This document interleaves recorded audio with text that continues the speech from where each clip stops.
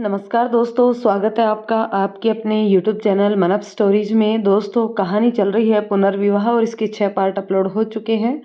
ये 7वां पार्ट है। तो चलिए दोस्तों, 7वें पार्ट को शुरू करते हैं। अभी तक चांद पर बादलों का आधिपत्य था, मगर हवा के इन झोंकों ने चांद को बादलों से जिस तरीके से मुक्त कर दिया, उसी तरह कंचन के जीवन पर छाए समाज के काले बादलों को मैं हवा का झोंका बनकर हटा दूंगा। चांद पर नजरें टिकाए हुए विनय ने कहा। सुधा ने भी उसके कंधे पर हाथ रखकर हमेशा उसका साथ देने का मूक समर्थन किया। उधर चांद बादलों को परे धकेल मंद मंद मुस्कुरा रहा था। दीदी, मैं चलता हूँ, ड्यूटी पर जाना है। तू चल, मैं कुछ देर बाद आऊंगी, कहकर सुधा वहीं चटाई पर बैठ गई। विनय को सीढ़ियों से उतरता देख कंचन चारपाई से उठ खड़ी हुई। विनय का उतरा हुआ चेहरा देखकर उसका दिल बैठने लगा, परंतु विनय बिना रुके दरवाजे से बाहर निकल गया। कंचन उसको रोकना चाहती थी, पर उसकी हिम्मत नहीं हुई। उसने दरवाजा बंद किया और बेचैन मन से आकर चारपाई पर लेट गई। आज उसकी आंखों में नींद नहीं थी। क्या बात हुई होगी दीदी और साहब के बीच, जो साहब इस तरह से चले गए? कहीं सुबह की बात को लेकर तो दीदी ने कुछ नहीं बोल दिया? नहीं नहीं, वह तो सुबह ही दीदी को पता चल गया था। फिर क्या बात हो सकती है? इसी उधेड़बुन में कंचन को सारी रात नींद नहीं आई।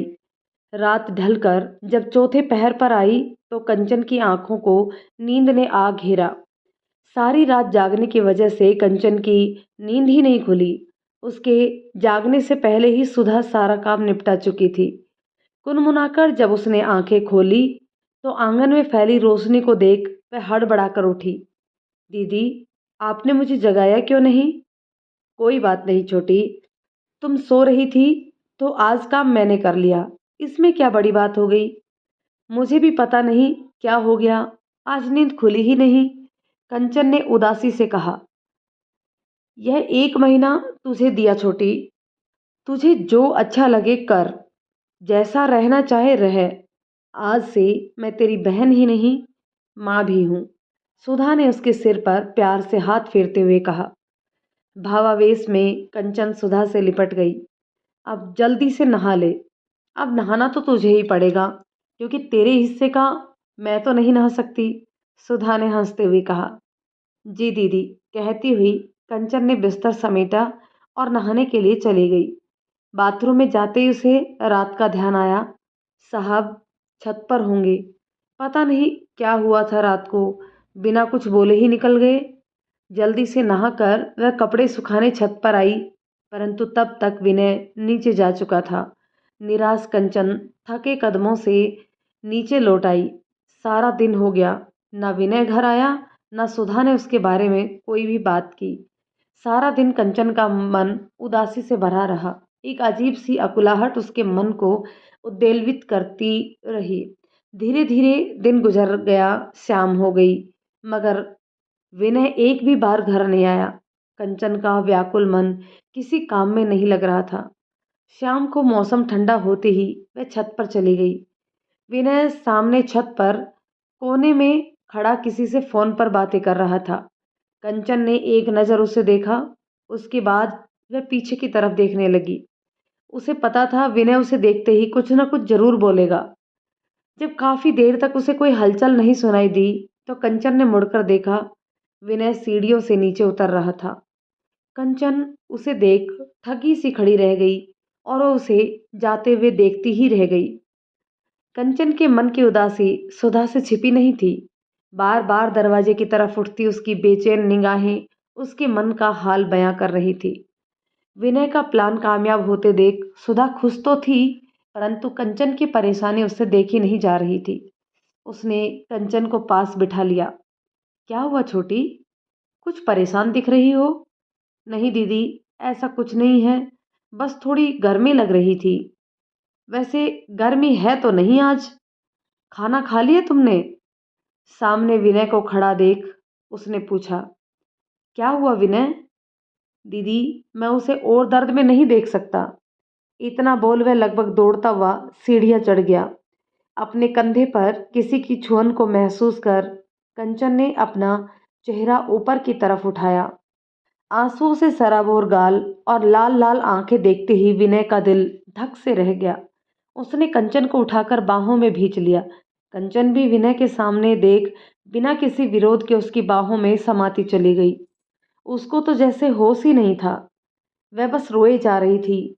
जब काफी देर तक रोने के बाद कंचन का मन हल्का हुआ, तब उसे वर्तमान स्थिति का ज्ञान हुआ। जिसे वह सपना समझ रही थी वह हकीकत है। वह सचमुच विनय की बाहों में। यह ख्याल आते ही कंचन एक झटके से विनय से अलग हो गई। आप आप यहाँ कब आए? कंचन ने सकपकाते हुए कहा। कंचन को वहीं बिठा विनय दौड़कर पानी ले आया। उसने कंचन के हाथों में पानी का गिलास थमाया और खुद उसके सामने बैठ गया। जब पानी पीकर कंचन थोड़ा सहज हुई तो विनय ने सवाल किया, तुम रो क्यों रही थी? बस ऐसे ही, बीते दिनों का कुछ याद आ गया था। आंखें चुराते हुए कंचन ने कहा। खाओ मेरे सिर की कसम। विनय ने कंचन का हाथ पकड़कर अपने सिर पर रख दिया। क्या कर रहे हैं आप?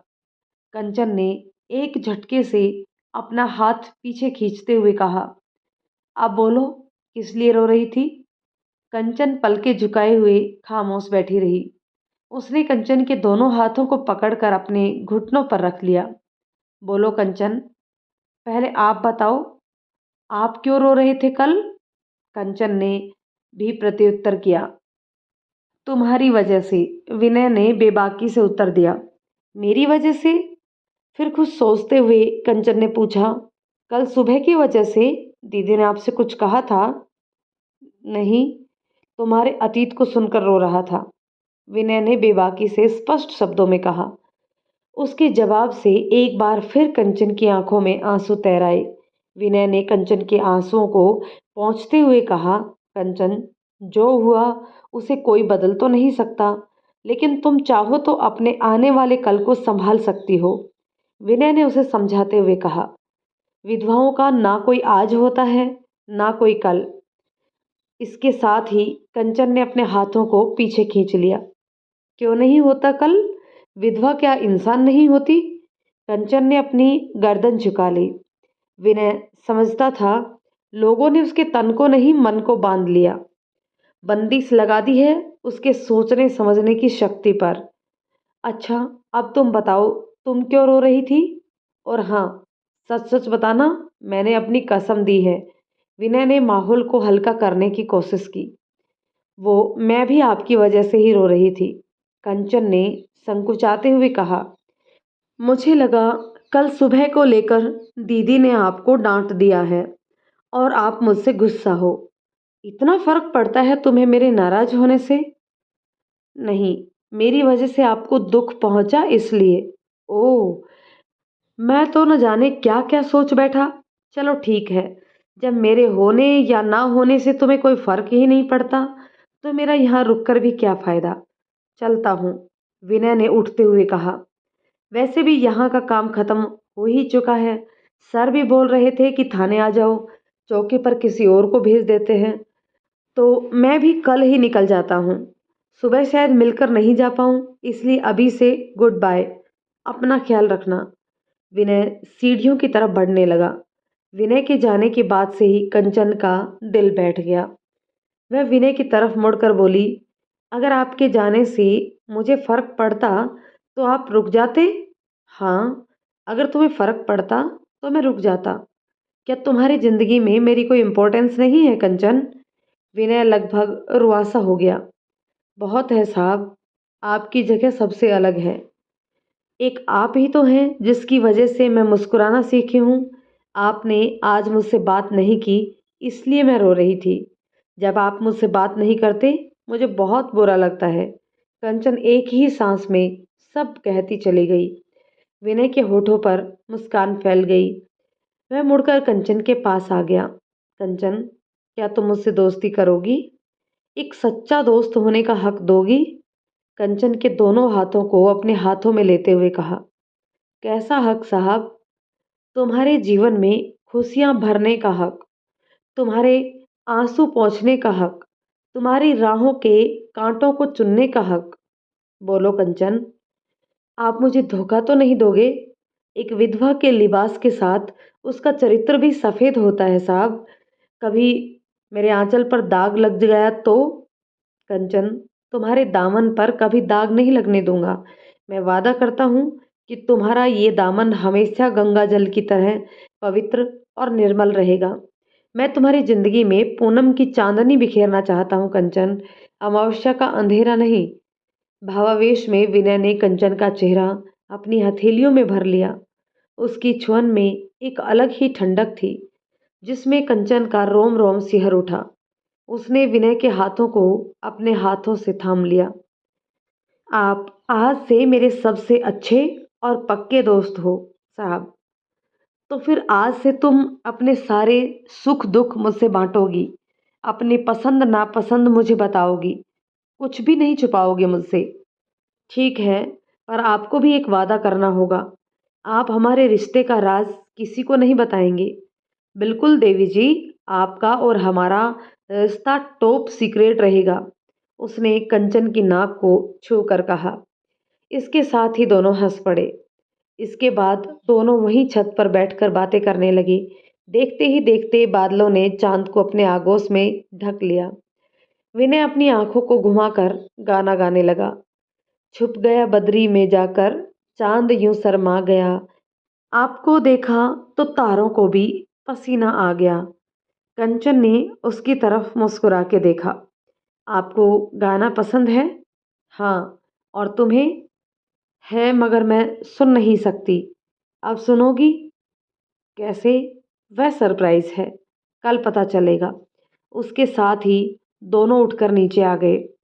दोनों खुले आसमान के नीचे लेटे बादलों में छुपते निकलते चांद के खूबसूरत नज़ारों का लुत्फ ले रहे थे। नींद उनकी आंखों से कोसों दूर थी। आज की सुबह कंचन के जीवन में उम्मीद की एक नई किरण लेकर आई थी। कंचन के चेहरे की रौनक और आंखों की चमक उसके दिल का हाल बयां कर रही थी। सुधा को यह तो नहीं पता था कि रात को क्या हुआ, पर जो भी हो वह तो कंचन की खुशी में ही खुश थी। विनय कंचन की वीरान जिंदगी में उम्मीद का नया सूरज बनकर आया है। कंचन के नीरस जीवन को जीने की एक नई ऊर्जा मिल गई। उसके लिए यही काफी है। कंचन को तो जैसे पर लग गए थे। शावक की तरह कुचाले मारती वह कभी इधर कभी उधर भागती फिर रही थी। सुधा किसी भी काम को हाथ लगाती तो दीदी आप रहने दो, मैं यह सब कर लूंगी। दीदी आप रहने दो, मैं वह भी कर लूंगी। सुधा ने प्यार से डपटते हुए कहा। जब सब कुछ तू ही कर लेगी तो मैं क्या करूं?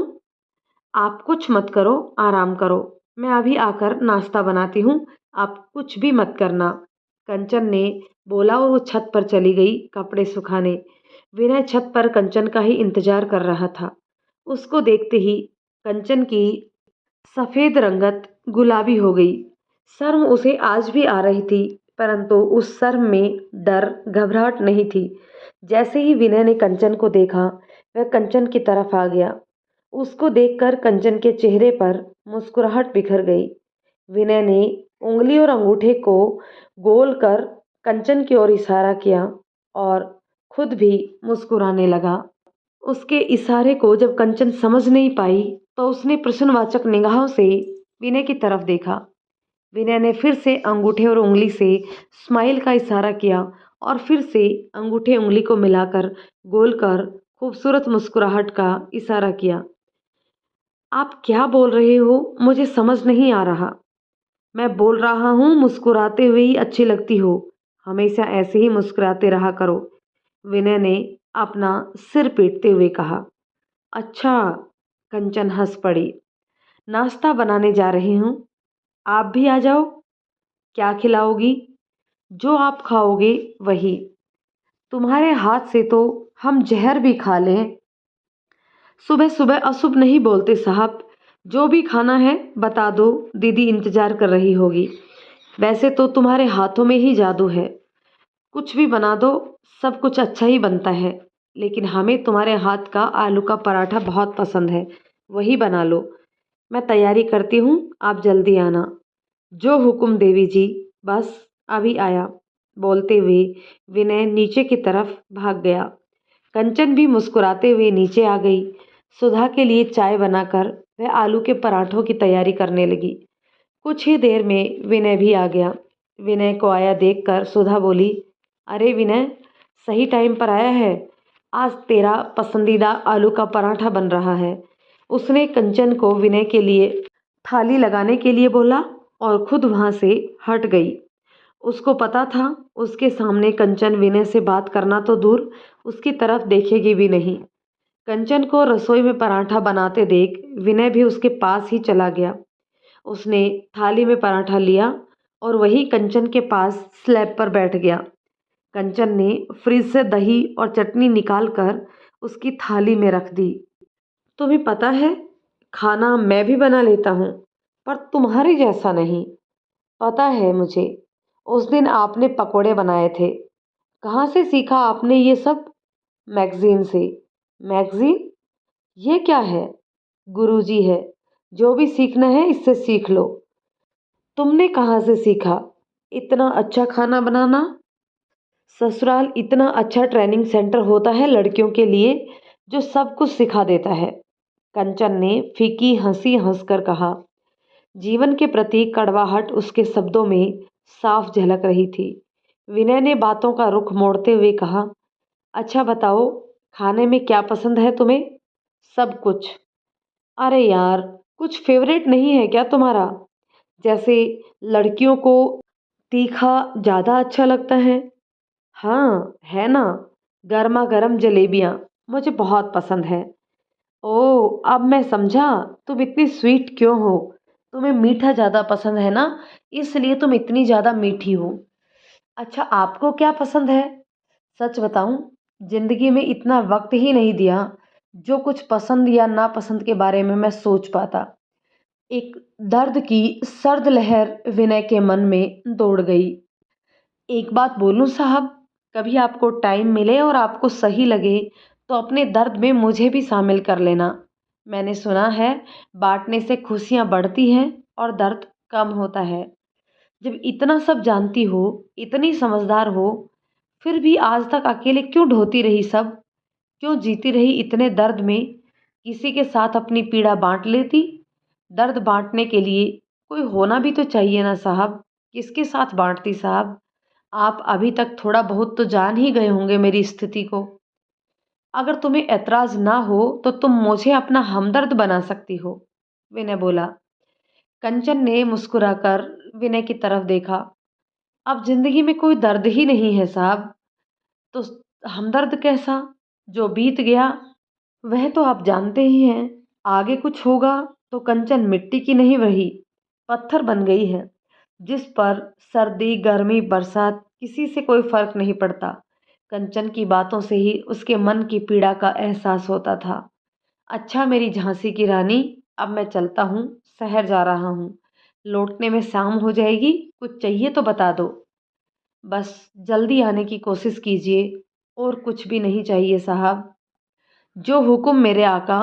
विनय हंसते हुए दरवाजे से बाहर निकल गया। विनय के जाते ही सुधा आ गई।